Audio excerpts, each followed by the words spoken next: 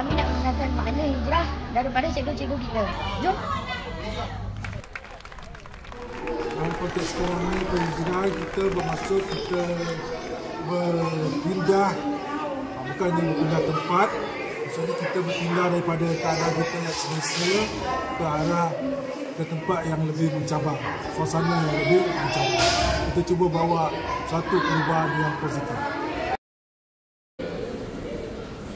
Hijrah bagi saya ialah perubahan daripada yang tak baik kepada baik, yang baik kepada yang lebih baik. Oh, itu ya hijrah. Oh, bagi saya hijrah ni daripada kita duduk besut pindah ke Bali. Saya sekarang jadi orang Bali. Bagi saya hijrah dalam konteks sekarang iaitu perubahan daripada baik kepada perubahan tidak baik kepada yang baik dan yang baik kepada yang lebih baik.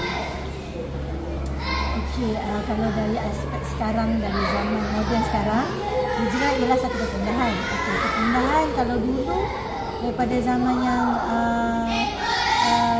tidak ada telekomunikasi, sekarang sudah hijrah kepada zaman-zaman telekomunikasi. Okey, begitu juga dengan spiritual daripada tak baik kepada yang baik.